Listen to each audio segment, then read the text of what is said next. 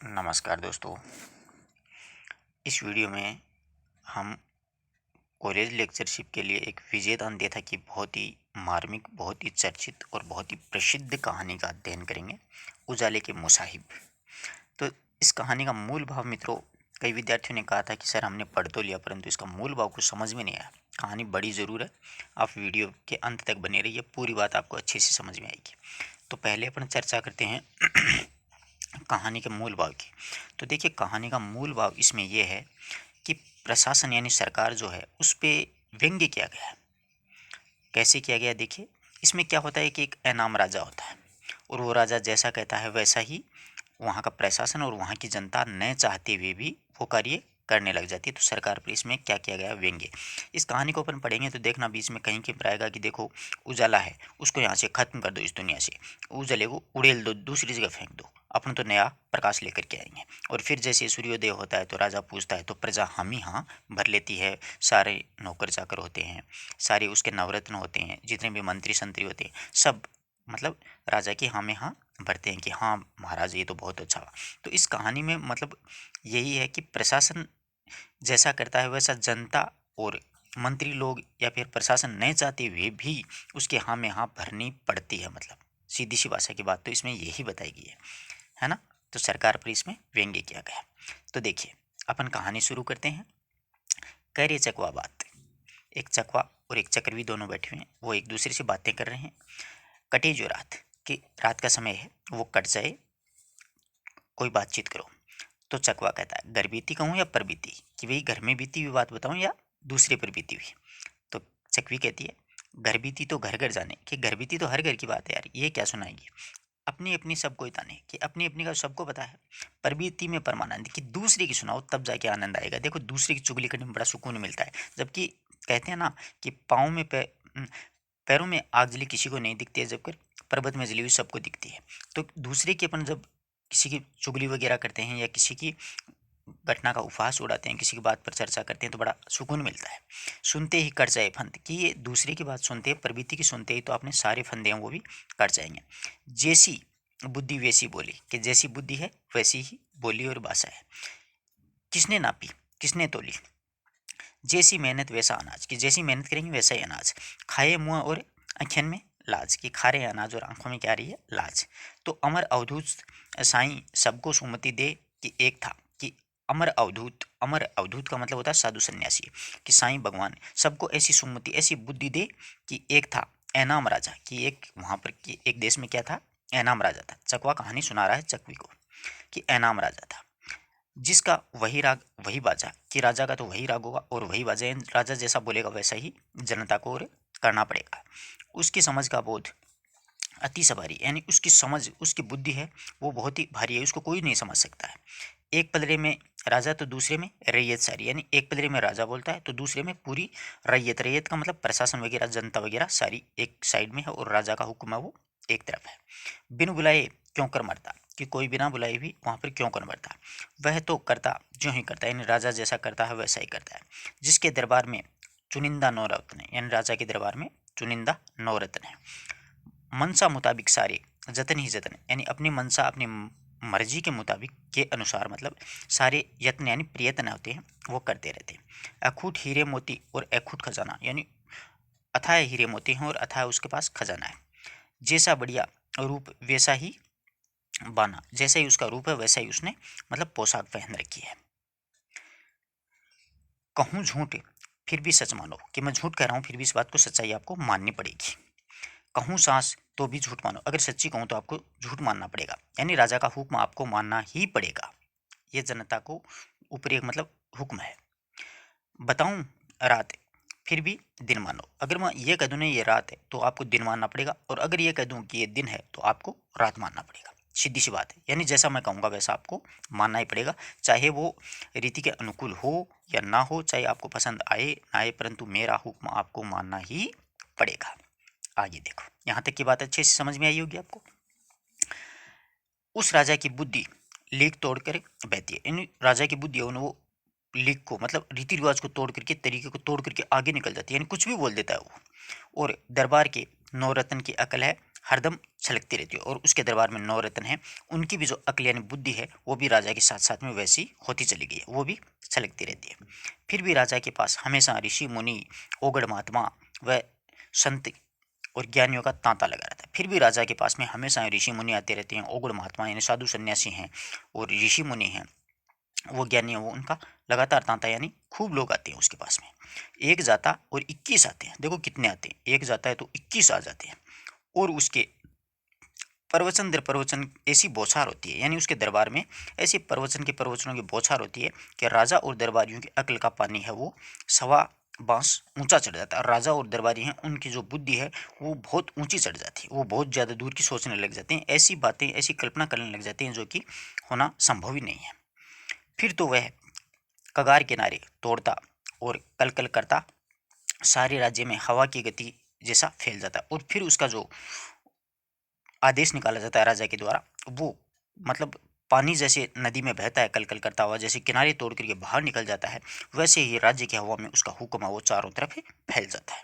राजा का हुक्म इतना तेजी से फैलता है। राजा का जैसा तैसा भी आदेश मिलता तो रियासत की तमाम प्रजा उस मुताबिक काम में जूझ पड़ती है। यानी राजा जैसा तैसा भी आदेश निकालता तो रियासत की सारी जो जनता है, प्रजा है, उस आदेश के मुताबिक वो काम में जूझ पड़ती है, यानी पूरी तरह से वो उस कार्य में लग जाती। न कोई शंका और न कोई विवाद होता था, राजा का हुक्म मानना ही पड़ता। निडी है प्रजा, पूरी प्रजा तो राजा के हाथ पांव वह ज्यों के त्यों डोले, यानी राजा की जिस प्रकार के आदेश के हुक्म के अनुसार हाथ पांव हिलाने वो वैसे ही हिलाती है जनता। न कोई बूझे और न कोई बोले, न कोई पूछता है कि ये आदेश क्यों निकाला गया है, न ही कोई उस आदेश के विपरीत आवाज उठाता है। यानी कहने का मतलब यही है कि सरकार जैसा चाहेगी वैसा ही अपन को मानना पड़ेगा, चाहे कुछ भी हो जाए, चाहे वो अपने लिए अच्छा हो या बुरा हो, अपने को मानना पड़ेगा तो मानना ही पड़ेगा। ये आदेश है, ये मतलब सरकार पर व्यंग्य है। आई ना बात समझ में? आगे देखो, राजा और रैयत, राजा और जो प्रजा है का अहोभाग्य यानी उसका भाग्य है कि एक बार साधु संतों का सिरमौर और ज्ञानियों का गुरु, साधु संतों का सिरमौर आता और ज्ञानियों के गुरु तीर्थंकर ऐसा प्रकट हुआ कि राजा सहित तमाम दरबारियों की बुद्धि है वो चकरा गई। सारे राजा, सारे दरबारी और राजा की सभी लोगों की बुद्धि है वो चकरा गई। मानो प्रत्यक्ष परमेश्वर ही अवतरित हुए, मानो ऐसा लग रहा था कि ईश्वर ही यहाँ पर उपस्थित हुए हैं, प्रकट हुए हैं। जिसने भी सुना सब काम छोड़ करके उसका प्रवचन सुनने के लिए दरबार में हाजिर हो गए। जिसने भी ये सुना कि ऐसे महाराज आए हैं तो काम आज छोड़ करके काम का सारा और दरबार में हाजिर हो गए और सबका जीवन एक साथ सार्थक हो जाएगा। ऐसा लग रहा था कि पूरी प्रजा का जीवन है वो एक साथ सार्थक हो जाएगा। राजा जी ने ऐसा आदेश अब के बारे निकाला है। अब आगे देखिए,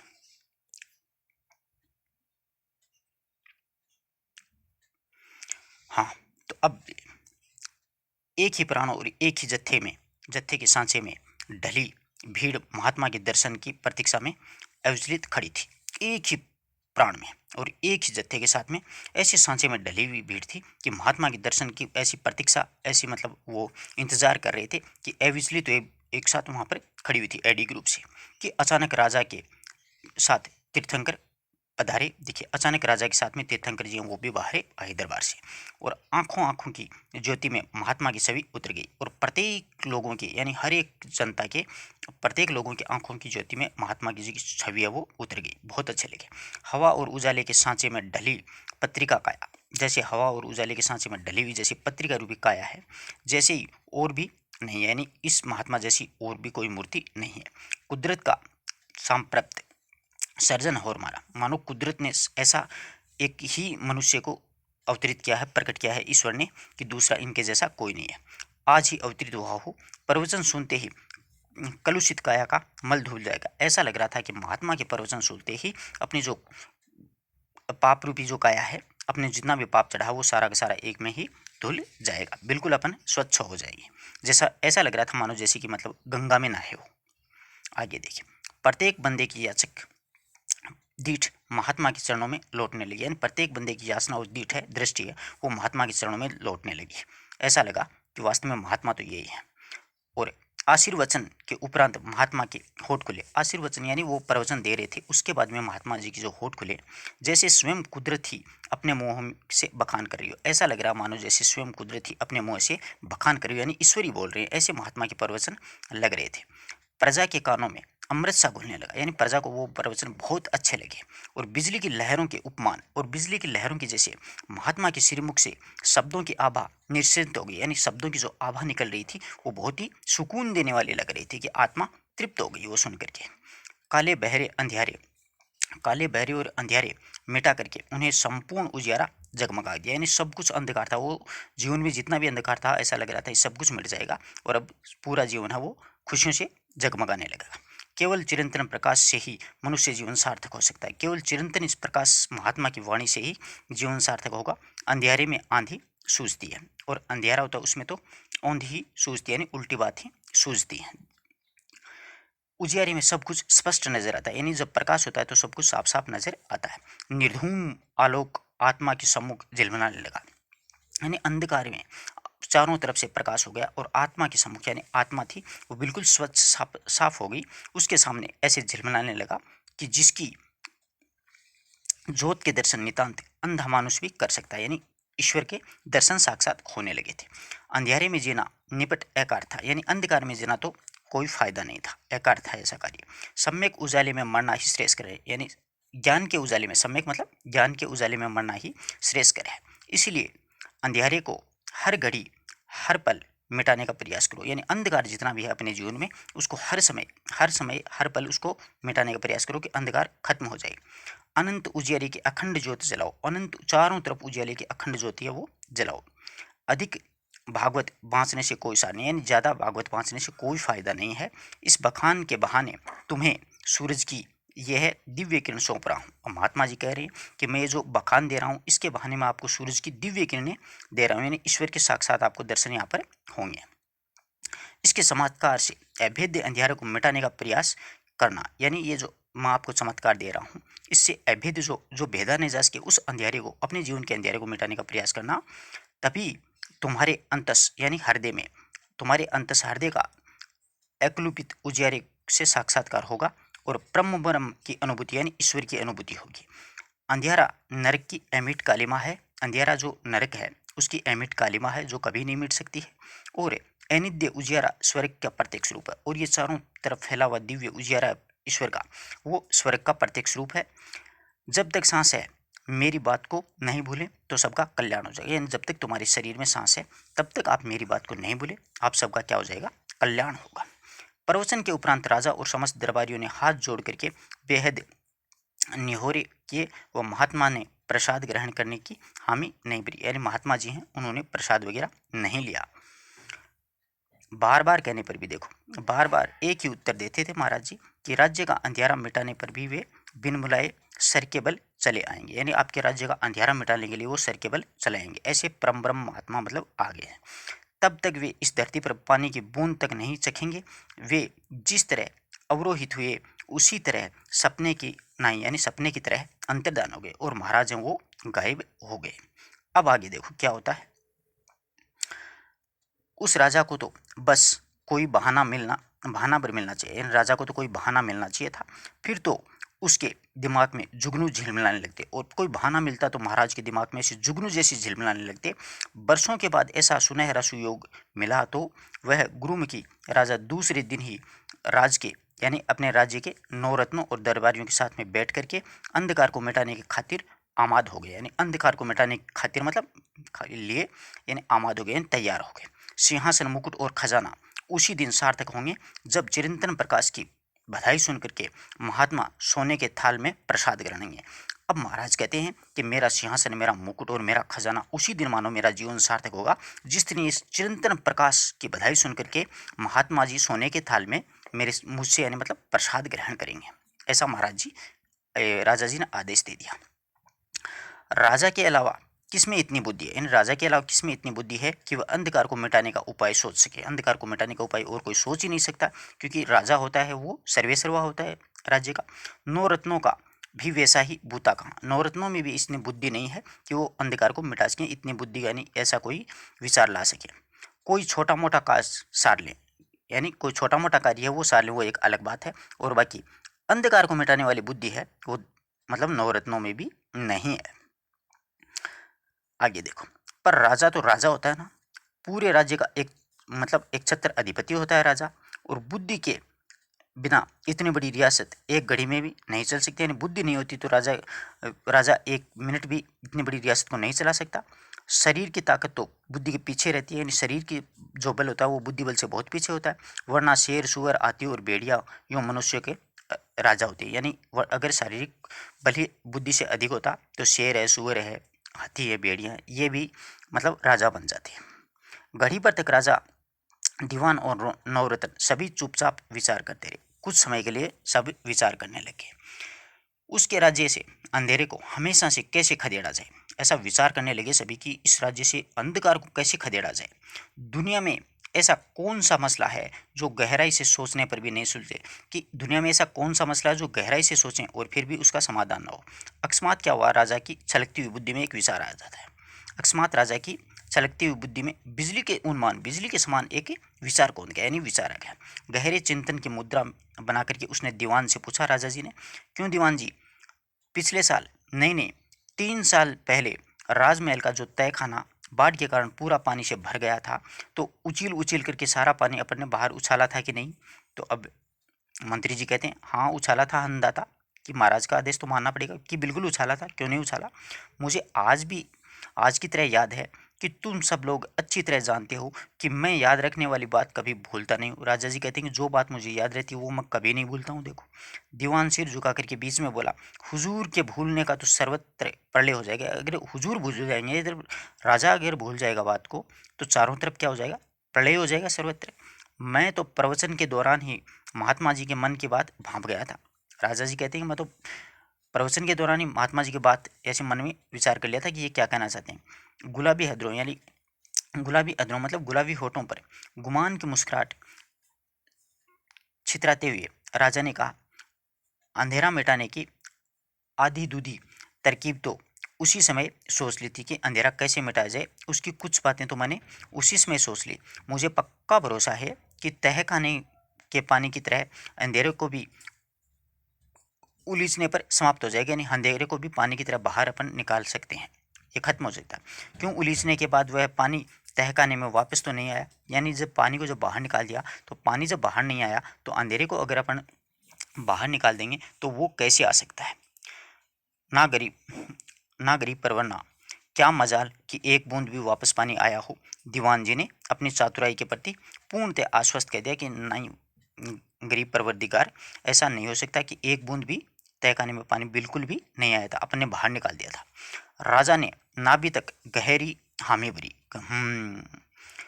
तब तो वह बात दिन के उजाले की तरह साफ है, तब तो यह बात दिन के उजाले की तरह साफ है कि अंधेरे को भी उछीलने पर वह वापस नहीं आएगा। अगर अपन अंधेरे को पानी की तरह अगर उछील देंगे तो वो वापस कभी नहीं आएगा। हाँ गरीब नवाज, दीवान ने मिलते मारते हुए, हमेशा हमेशा के लिए उसका मुँह उसका इसका काला मुँह हो जाएगा। एक नवरत्न ने गर्दन खुजाते हुए आशंका प्रकट की कि पानी तो उछील कर तहखाने से बाहर उछाल दिया, मगर अंधेरे को कहाँ से उछालेंगे, कि अंधेरे को अपन कहाँ से निकालेंगे। पानी को चलो अपन ने निकाल दिया, वह तो चारों दिशाओं में छाया हुआ है, यानी अंधकार तो एक साथ चारों दिशाओं में छाया रहता है। पानी तो चलो एक तहखाने में था, उसको तो निकाल दिया, अपन अंधकार को कैसे निकालेंगे। सवेरे सूरज उगने पर अंधकार अपना ठिकाना छोड़कर कहीं ना कहीं तो जाता ही है। दूसरे नवरत्न ने उसके खंडन करते हुए कहा, जरा सोच विचार कर जवाब दो कि वह अपनी जगह छोड़ता है कि नहीं, कि सोच विचार के जवाब दो कि अंधकार अपनी जगह छोड़ता है कि नहीं, बताओ। हाँ, जगह छोड़ने पर ही तो ओझल होता है, यानी जगह जब छोड़ता है तभी तो ओझल यानी दूसरी जगह चला जाता है। पहले वाला रत्न मुंह उतार कर बोला, पहले वाला जो उसका नवरत्न था वो मुंह उतार कर बोला। देखो आगे क्या कहता है।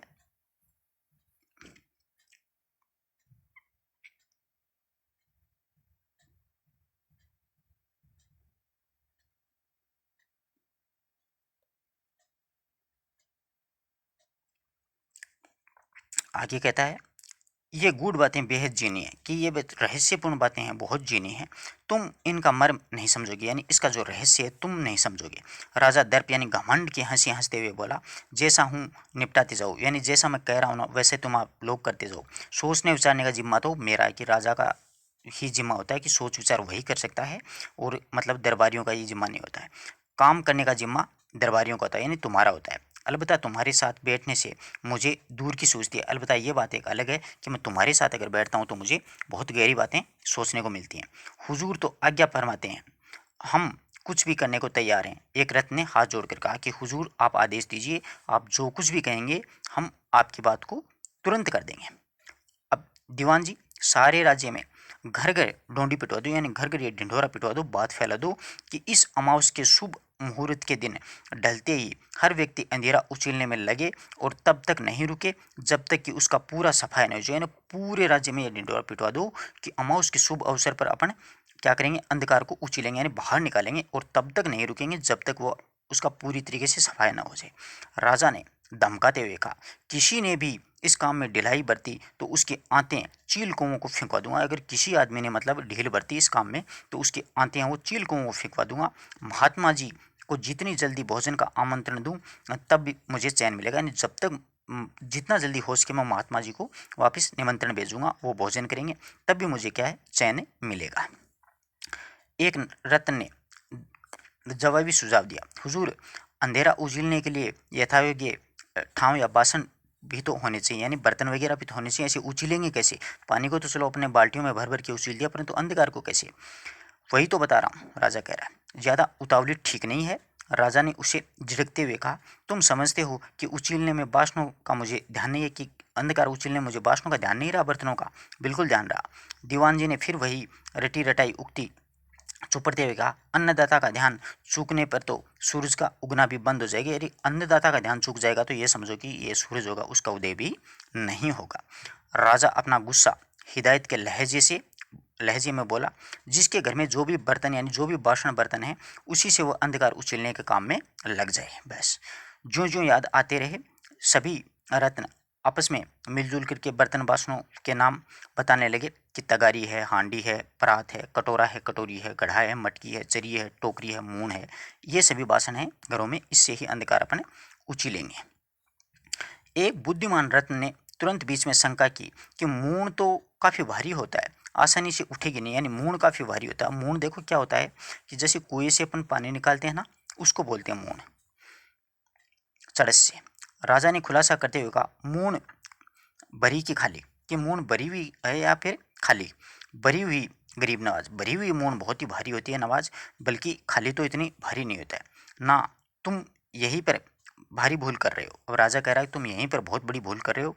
अभिमान से तिरछी मुस्कुराहट को दरबार तिरछी मुस्कुराहट को दबा करके राजा ने गंभीर सुर में समझाते हुए कहा, अंधेरे से भरी होने पर भी मून में वजन तो रत्ती भर भी नहीं बढ़ेगा। यानी अंधकार से अगर मून भर भी जाएगी तो मून में वजन नहीं बढ़ेगा, क्योंकि अंधकार नज़र तो आता है नहीं किसी को, कि अंधकार है वो किसी को नज़र तो आता नहीं, पर उसका ठोस आकार नहीं होता है।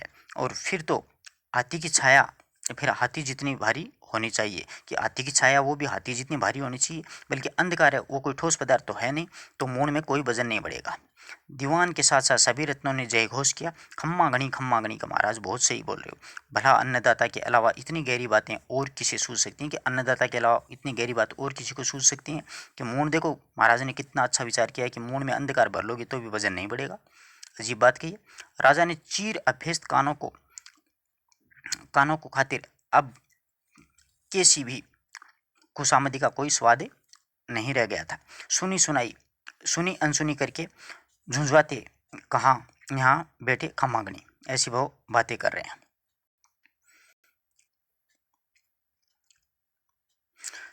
चिल्लाने से कुछ पार नहीं पड़ेगा, यानी ज़्यादा चिल्लाने से कोई पार नहीं पड़ेगा।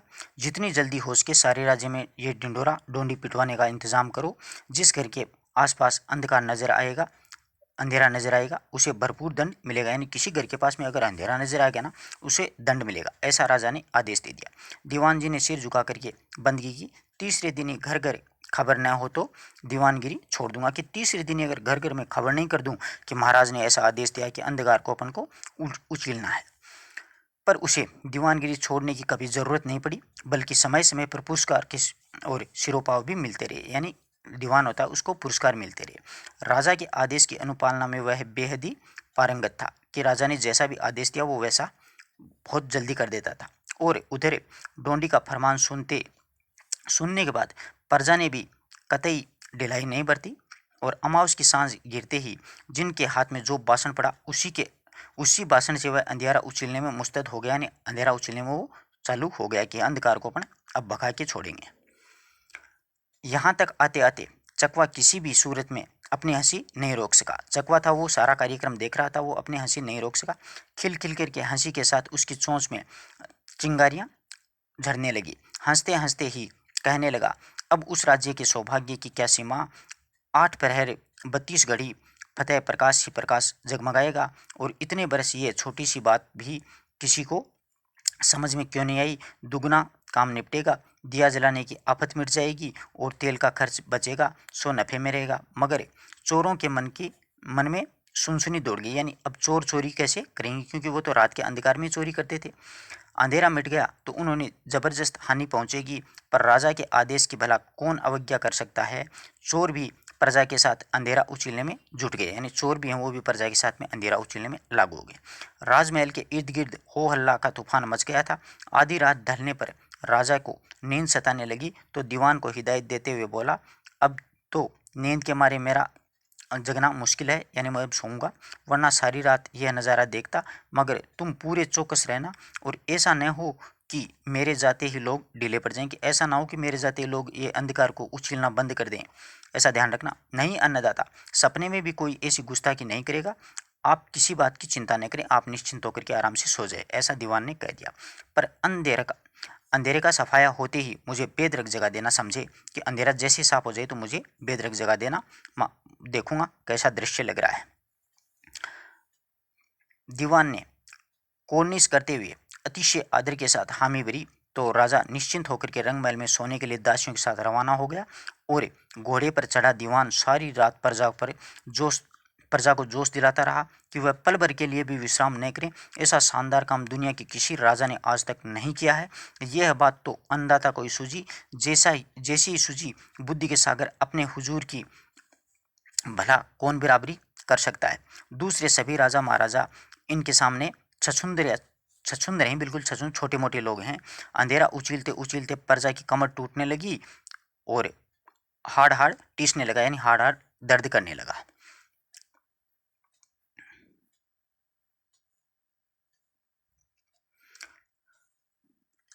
और बाहें फटने लगी, यानी शरीर में दर्द होने लगा। पूरी रात शारीरिक श्रम कर रहे थे। बच्चे, बूढ़े, जवान और महिलाएं, कोई भी पीछे नहीं रहा। बड़ा काम तो सबके जुटने पर ही संभव होता है, यानी बड़ा काम है, अंधेरा उछीलना है तो सबके साथ सबको करना पड़ेगा। सवेरे ही मंगल वेला पर नगरवासियों को यह आशा बंधी कि उछीलते उछीलते आखिर अंधेरा काफ़ी कम पड़ने लग गया है, तो उसके जोश को बड़ा सहारा मिला लोगों को, और वे चौगुने उत्साह से उस काम में तल्लीन हो गए, यानी और ज़्यादा उत्साह से वो कार्य करने लगे कि वास्तव में महाराज ने बहुत सही बात बताई थी, अब अंधकार यहाँ से चला जाएगा। सवेरे मंगल बेला सचमुच राजा की बात तो एकदम सही निकली। ऐसे राजा की रैयत यानी प्रजा होने से बड़ा अहोभाग्य और क्या हो सकता है, यानी ऐसे राजा की प्रजा से बड़ा अहोभाग्य अपना कौन सा हो सकता है। एक बहुत बड़ा सौभाग्य लिया अपन ने कि अपन को ऐसे महाराजा मिले। देखते ही देखते अंधेरा तो बिल्कुल समाप्त हो गया था और घोड़े पर सवार दीवान जी की खुशी का कोई पार ही नहीं रहा। और चरवादार को घोड़े की लगाम थमा करके वह सीधे रंगमहल पहुंचा और बाहर खड़े खड़े ही जोर से फरियाद की, अन्नदाता, अंधेरा तो एकदम नष्ट हो गया है। दिखे तो प्रकाश पहाड़ों के आर पार दिखे जैसा प्रकाश हुआ हुजूर, ईश्वर की तरह आपकी टेक भी रह जाएगी, यानी ईश्वर की तरह आपकी बात है वो भी रह जाएगी। हुजूर तो नींद में सोते सोते ही चिरंतन प्रकाश के सपने देख रहे थे और राजा अपने हट पर अड़ा था और महात्मा अपने सिद्धांतों पर डटे हुए थे कि सोने के बाजोट और थाल को अंदर परे हटा ले, उसको आधेर परे हटा ले, वरना वे भूखे लौट जाएंगे। इस तकरार के बीच बधाई की गुहार सुनी तो वह सोने के पलंग से तत्काल उठ बैठा राजा और उन्माद के आवेश में उमते फामते बाहर निकल गए। चारों तरफ गर्दन फैला करके देखा, सर्वत्र उजाला ही उजाला। ऐसा तेज प्रकाश तो कभी नजर ही नहीं आया। समस्त दरबारियों के बीच में राजा जी भी बावले की तरह नाचने लगे। सारे राज्य में खुशी के समंदर की लहरें वो भरने लगा। टिप टिप फटाफट दरबार जुड़ गया और राजा ने दीवान और नौरत्न और सब दरबारियों से बारी बारी पूछा कि वे अच्छी तरह से छानबीन करके बताएं कि आज वाले प्रकाश और पहले वाले प्रकाश में क्या अंतर है, कि आज एक तो प्रकाश आया और एक कल का प्रकाश था, कैसा प्रकाश है, क्या फर्क है इन दोनों में। सभी सत्यवादियों ने संवेद स्वर में कहा कि आज वाला प्रकाश बहुत ही श्रेष्ठ है, यानी आज जो प्रकाश निकला वो बहुत अच्छा है, सबसे अच्छा है। ये असली और सच्चा प्रकाश निकला आज। पहले वाला प्रकाश तो कुछ धुंधला धुंधला था। ऐसी अपूर्व निष्ठा और अथक मेहनत के उजाले के बाद उजियारे की चमक में क्या खामी है। पहले वाले प्रकाश पर छिपे हुए अंधियारे की छाया पड़ती थी, यानी पहले वाले जो प्रकाश निकलता था उसमें कहीं ना कहीं अंधकार छिपा हुआ रहता था। पर आज के प्रकाश में तो कुदरत का रूप ही बदल दिया है। मानो कुदरत प्रमुदित होकर के मुस्कुरा रही है, मानो ऐसा लग रहा है कि स्वयं कुदरत है वो भी खुशी से मुस्कुरा रही है। बहुत ही शानदार प्रकाश निकला।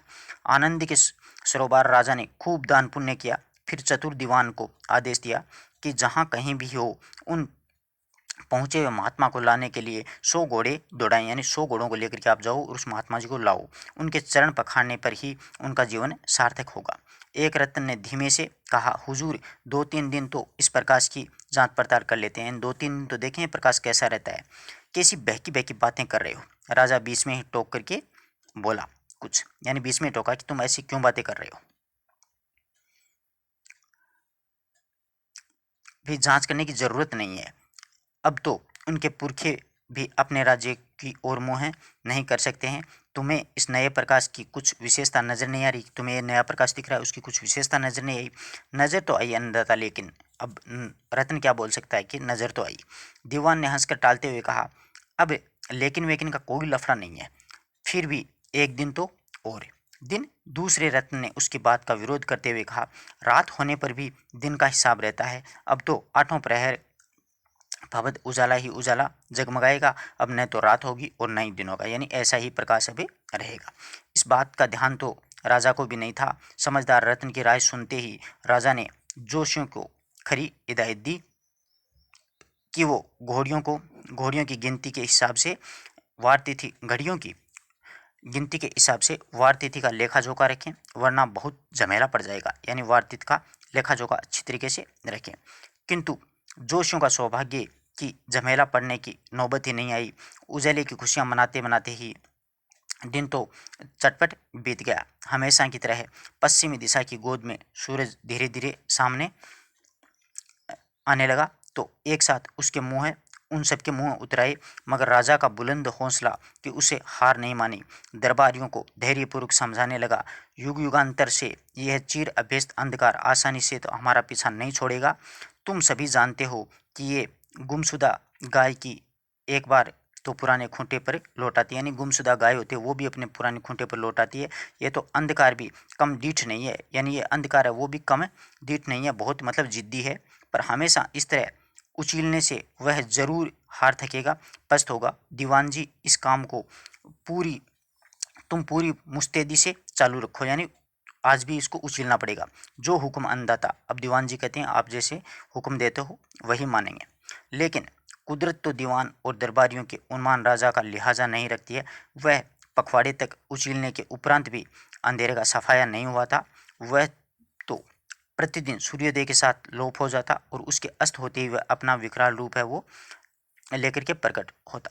आखिर उसकी हर धर्मिता के सामने राजा को ही झुकना पड़ा, यानी सूर्य की हर धर्मिता या प्रकृति की हर धर्मिता के आगे राजा झुक जाता है।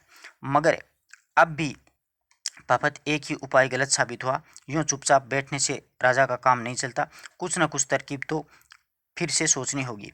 बेचारी तरकीब का क्या बूता कि वह राजा के सामने सोचने तक नहीं आए, नहीं सूझे। यानी तरकीब का क्या बूता है, तरकीब तो आएगी। उस राजा को अपने दीवान और नवरत्नों पर बेहद अभिमान था। वैसे धुरंधर विद्वान किसी दूसरे राज्य में नहीं थे और न उसके जोड़ का राजा भी दुनिया में कोई दूसरा नहीं था। सबके साथ बैठ कर के राजा फिर अंधेरे को मिटाने का उपाय सोचने लगा। मनुष्य की बुद्धि का अन्य प्राणियों से कोई मुकाबला नहीं है। जिस पर राजा की शान तो कुछ और ही है। स्वयं ईश्वर भी उनकी मान मर्यादा का ध्यान रखते हैं। दरबारियों को भी नए नए उपाय सूझते, पर वे राजा को कुछ नहीं सुझाव देते, यानी दरबारी कोई सुझाव नहीं देते, सुझाव सिर्फ राजा अपना ही मानते थे।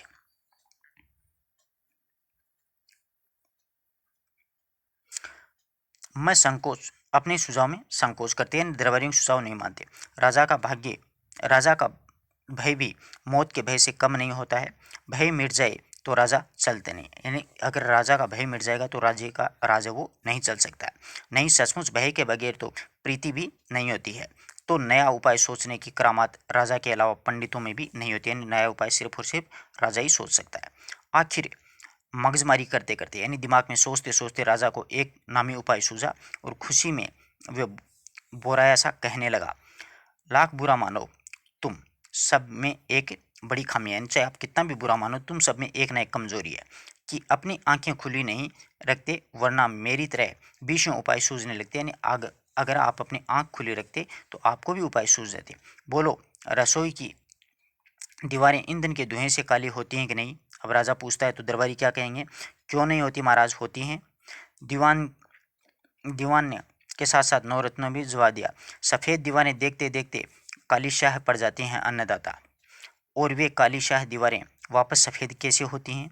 इस बार अकेले दीवान ने ही कहा, कैसे क्या हुजूर, 2-3 बार कूंची की कलई पोतने से वापस सफ़ेद हो जाएंगे? कि इसमें सफ़ेद वाली कौन सी बात है, 2-3 बार कूंची की कलई लगाएंगे अपने तो वो क्या हो जाएंगे, सफ़ेद हो जाएंगे।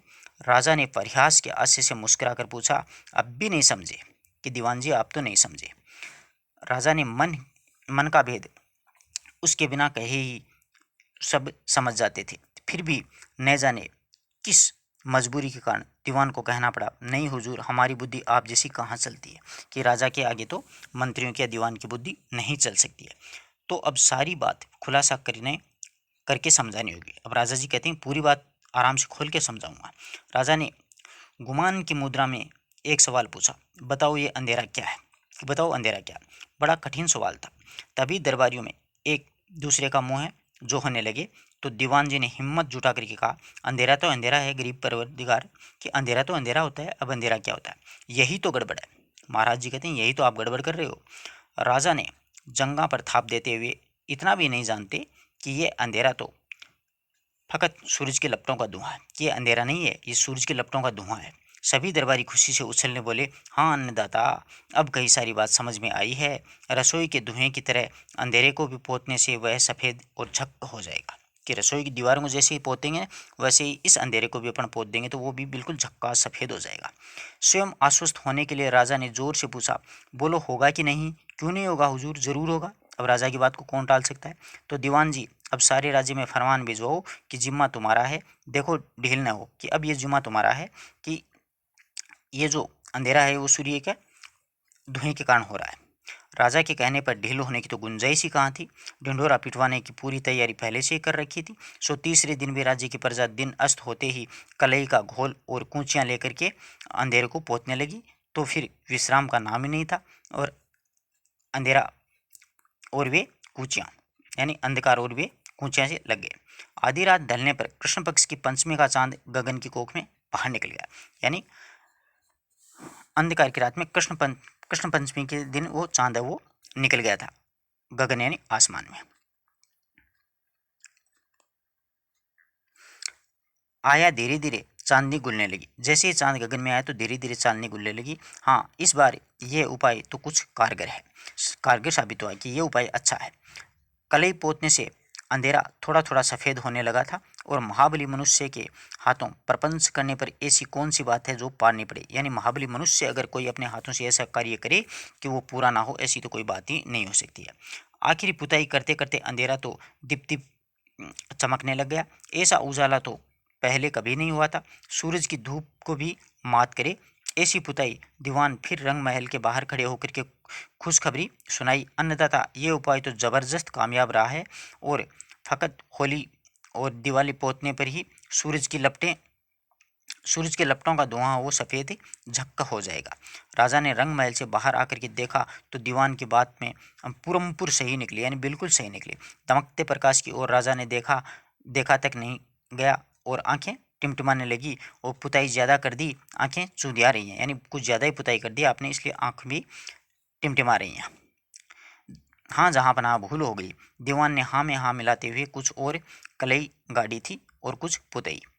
डरने की कोई बात नहीं है, ढांढस बंधाने की मनसा से राजा बीच में ही बोला, पहली बार भूल हो जाती है, आगे से ध्यान रखना, कि पहली बार कोई बात नहीं है, भूल होगी, आगे से तुम ध्यान रखना। दीवान ने हाथ जोड़ करके कहा, पूरा ध्यान रखूंगा गरीब परवर, कि पूरा ध्यान रखूंगा महाराज। शाबाश, महाराज ने शाबाशी दी। अच्छी तरह ध्यान रखने से किसी काम में कोई खोटे नहीं रहती, यानी अच्छी तरह से ध्यान रखना आप। पर दीवान जी की चौकसी के बावजूद पुताई के काम में पूरी खोट रह गई है। कुदरत को किसी का कुछ भी ध्यान नहीं था। हमेशा की तरह दिन अस्त होने पर अंधकार तो फिर प्रकट हो गया, वैसा ही अथाह और वैसा ही कालाशा है, और सभी दरबारियों के मुंह सांवले पड़ गए, यानी वो सारे उदास हो गए।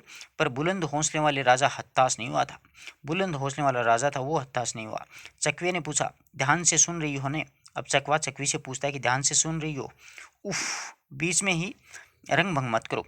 चकवी ने चौंक करके कहा, दुनिया में एक ऐसा प्राणी है जो तुम्हारी बात को ध्यान से सुने और खाने पीने की भी सुध नहीं रहती है, और यह बात तो इतनी शानदार है कि कानों के बिन भी सुनी जा सकती है। बस तुम कहते जाओ और मैं सुनती रहती हूँ, यानी तुम ये बात बताते जाओ और मैं ये सुनती रहती हूँ कि कैसे महाराजा है। चकवे के कंठ में चकवे के कंठ में जाने कितनी बातें बसी हुई थी। जीवन सहचरी के मुंह से ऐसी प्रशंसा सुन करके उसमें उत्साह का उफान आ गया था। ठाठ से कहने लगा, कुछ दिन ठहरो। नवरत्न को राजा ने अपने पास बुलाया और उन्हीं काफ़ी देर समझाने के उपरांत बाद में अंत में कहा, यो निराश होने से काम नहीं चलेगा। तुम मेरे राज्य के नवरत्न हो, थोड़ा दिमाग लड़ाओ तो बेचारा अंधकार की औकात ही क्या है जो तुम्हारे इस सामने टिक सके। आज ही दिन उगने से घड़ी भर पहले एक मामूली दिए की लो देख करके मुझे एक नई बात सूझी। राजा कह रहा है कि दिए की लो की बातें देखी तो एक नई बात, एक नया विचार आया। गौर से समझने की कोशिश करना, दिया उजाले पर उजाला होता है कि नहीं, कि दिया जलाने पर, कि गौर से समझने की कोशिश करना कि दिया जलाएंगे तो उजाला होता है कि नहीं। तो ये तो स्वाभाविक बात है कि दिया अगर अपन जलाएंगे तो उजाला तो होगा ही। होता है आनंददाता। अब दरबारी कहते हैं कि होता है आनंददाता, क्यों नहीं होता है। दीवान जी ने सबसे पहले आमी भरी, घर में चूल्हा जलाने पर उजाला होता है कि नहीं। अब राजा पूछता है कि घर में अगर चूल्हा जलाएंगे तो उजाला होता है कि नहीं। इस बार नवरत्नों में से एक साथ स्वीकार किया, होता है अन्नदाता, हमेशा होता है। भला चूल्हा जलाने पर तो उजाला क्यों नहीं होगा, कि अगर चूल्हा जलाएंगे तो उजाला तो होगा ही, अंधकार भाग जाएगा। बस यही बात अच्छी तरह से समझने की कोशिश करना। राजा दृढ़ विश्वास के साथ कहने लगा, हम अंधेरे को जलाते हैं तो उजाला होता है, और जलते ही प्रकाश प्रकट होता है। कुछ समझे या नहीं, कि हम जैसे अंधेरे को जलाते हैं तो उजाला होता है और उसके जलते ही प्रकाश प्रकट हो जाता है। तुम बात को समझिए कि नहीं। अब देखो नवरत्न या दीवान जी क्या कहते हैं।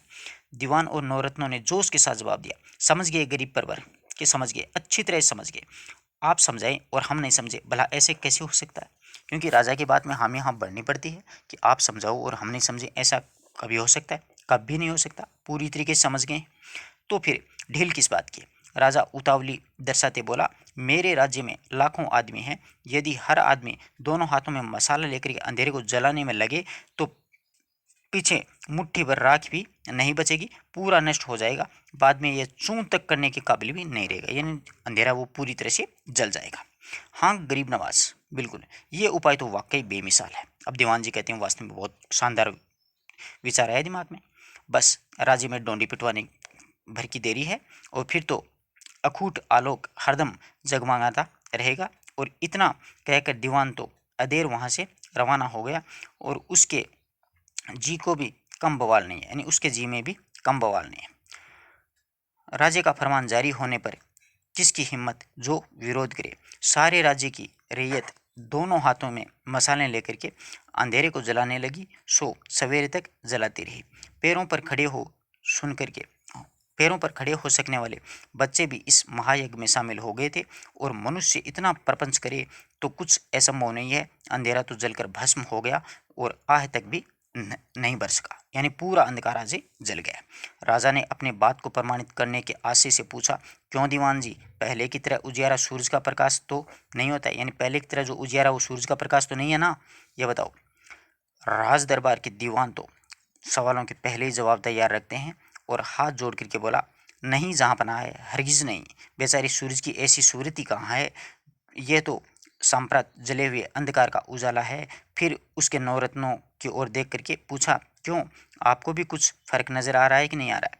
तो अब नवरत्न क्या कहते हैं, फर्क है तो नजर क्यों नहीं आएगा, यानी फर्क है तो नजर तो आएगा। नवरत्न ने एक साथ गर्दनें हिला दी और जवाब दिया, इस तरह जला हुआ अंधकार अब तो शायद ही जिंदा हो सके, यानी अंधकार को तो अपन ने जला दिया।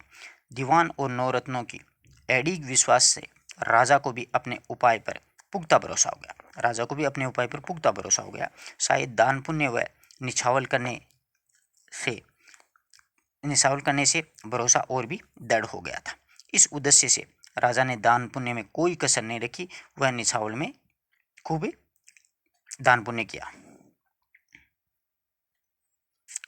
मगर कुदरत वामन पंडितों की नाई यानी मावन पंडितों की तरह दान पुण्य से राजी होती है।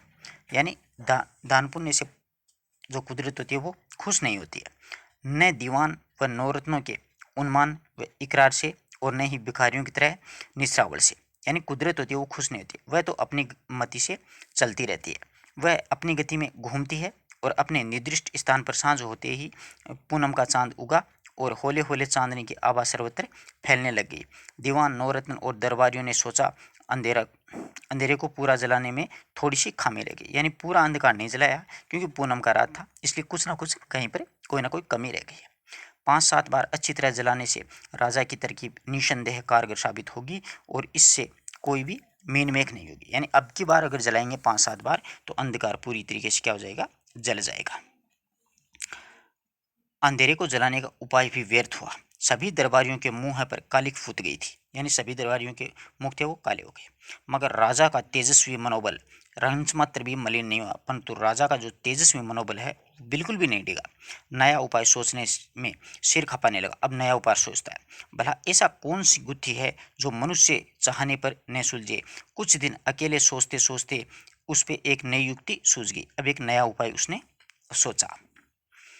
वो सूझते हुए स्वयं आश्वस्त होने के लिए समस्त दरबारियों की विशेष बैठक बुलाई और दीवान और नौरत्नों को अपनी समझ पर भले ही विश्वास हो, किंतु राज्य के एक छत्र अधिपति की सूझबूझ पर उन्हें 21 आना भरोसा था।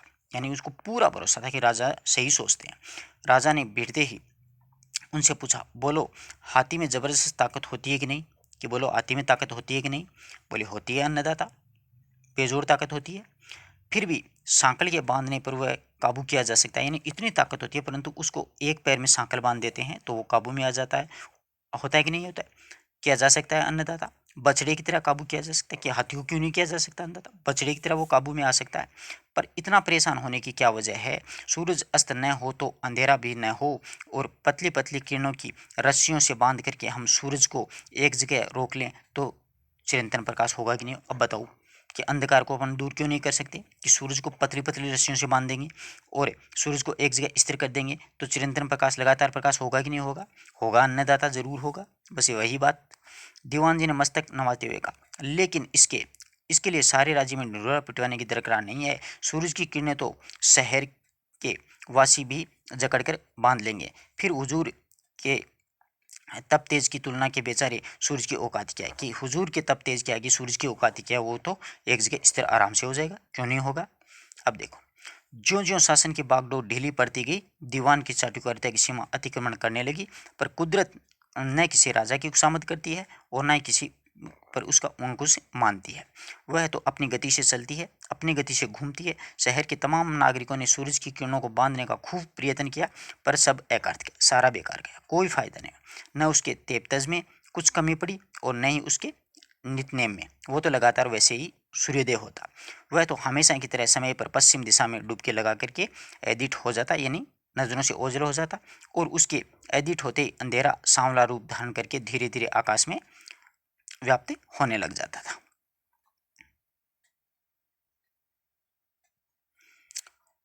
इस बार राजा को अंधेरे के सामने प्रस्त होना पड़ा। अब की बार राजा हार गया। न दरबारियों की खुशामद काम आई और न ही नवरत्नों की सूझबूझ काम आई।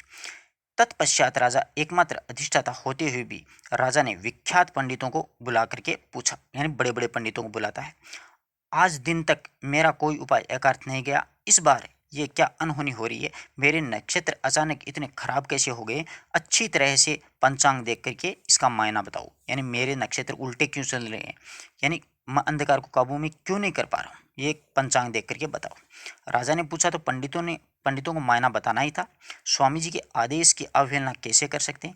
पंचांग में काफ़ी देर नज़र गड़ा करके उन्होंने पुख्ता दिनमान बताए। अंत में क्षमा मांगते हुए अरदास की गुहार लगाई कि गरीब परवर, इसके लिए आपको एक टोटका सारना पड़ेगा, यानी आपको एक कोई ना कोई जादू टोना करना पड़ेगा। शंकर भगवान के नंदी जितना प्रचंड खरे सोने का सांड दान करके हुजूर को 7 दिन का अखंड मौन रखना होगा। यानी एक शंकर भगवान का नंदी बनाओ सोने का और उसको दान करो और 7 दिन तक आप मौन रहो, यानी चुपचाप बैठे रहो, बात मत करो। पर मेरा पेट ही भर जाएगा, 7 दिन का मौन? हाँ गरीब नवाज, पूरे 7 दिन का मौन, एक घड़ी भी कम नहीं होना चाहिए। अच्छा, पंडितों की गान से प्रभावित होकर के राजा ने माकूल सवाल पूछा, किसे दान करना होगा, गरीब या गरीबों को? यानी किसको दान करूं ये नंदी बनवा करके? नहीं करुणा निदान, ये पंडितों को दान करना होगा, गरीबों को दान करने में कोई फायदा नहीं है। नंदी का श्रवण दान तो हमेशा पंडितों को ही दिया जाता है। फिर भी हुजूर के दिल में गरीबों के लिए दया माया हो तो गणेश भगवान के चूहे दान कर सकते हो। अगर गरीबों के लिए दया हो तो गणेश भगवान के चूहे दान कर दो, परंतु देखो नंदी तो बस पंडितों को ही करना होगा। खूब बहुत खूब दयावंत राजा ने पंडितों के बीच में टोक करके कहा, गणेश भगवान भी किस रूप में कम है, शंकर जैसा ओघड़ पिता और पार्वती जैसी ममतामयी माँ थी गणेश भगवान की। खम्मा गणी अंधता खम्मा गणी, आपसे क्या छिपा है, आप तो सर्वज्ञ हैं, यानी आप तो सब कुछ जानते हैं। यह मामूली सी अरदास आपके चरण कमलों में प्रस्तुत करना चाहते हैं कि नगर के भीम तालाब में 70 से सवा हाथ नीचे 7 घोंसले खुदवाने का श्रीमुख के आदेश फरमाएं और गरीब परवर जब उन घोंसलों में शकुन चिड़िया अलग अलग अंडे देगी तब आपका कोई भी उपाय व्यर्थ नहीं जाएगा। और फिर तो सूरज को हथेली पर खिलाएंगे तो अन्नदाता की मर्जी और चांद को ठोकर में उछालें तो हुजूर की इच्छा, यानी जैसा भी चाहो आप कर सकते हो, परंतु आपको क्या होगा, एक तालाब में 7 घोंसले खुदवाने होंगे। बात को बीच में ही सहसा चकवे ने यूं ही खिजाने की मनसा से पूछा, रात अब ढलने पर है, मुझे नींद तो नहीं आ रही। जब पति की अक्ल पर गुमान करके चकवी बोली, ऐसी उम्दा बात सुनकर तो नींद की भी ऊँग उड़ जाए, फिर भला मेरी पलकें क्यों कर झपक सकती हैं। अपनी सुमधुर वाणी से मैं चकवा आगे कहने लगा, राजा को पंडितों के पंचांग पर पक्का भरोसा है और वह उस दिन से मंगल वेला में ही हजारों नौकर चाकरों को तैनात तैनात हुए। सो आज दिन तक वह भीम तालाब के पानी से 7 घोंसले खोदने का अविरल प्रयास लगातार वो कर रहे हैं। जाने कब पानी में घोंसले खुदे और जब शकुन चिड़िया उसमें अलग अलग अंडे दे, और जाने कब राजा का उपाय सफल हो। और पंडितों के ज्ञान पर राजा को पूरा विश्वास है कि वह टोटका संपन्न होने पर उसके राज्य में चिरंतन प्रकाश का जगमगा हो उठेगा। मनुष्य की आस्था और विश्वास ही बड़ी बात है। हम पंछी जानवरों की क्या हस्ती कि उसके विश्वास में संदेह करें। बस इतनी सी बात है, इतनी सी रात है, अब सो जाएं। बिना सुने ही राजा के शानदार सपनों का सुराग लगा लूँगा। यह तो उसके जागते समय की कहानी थी, यानी अब सोने के बाद में क्या होगा वो तो बाद की बात है, ये तो जागते समय की कहानी। तो देखिए मित्रों, इस कहानी में आपको कैसा लगा कि मतलब प्रशासन की कोई भी बात हो सरकार की, वो अपन को माननी ही पड़ती है, ऐसा इस कहानी में अपन को समझाया गया है। आपको और अधिक कहानियाँ, उपन्यास, नाटक पढ़ने तो आप प्लेलिस्ट में से पढ़ सकते हो। धन्यवाद दोस्तों।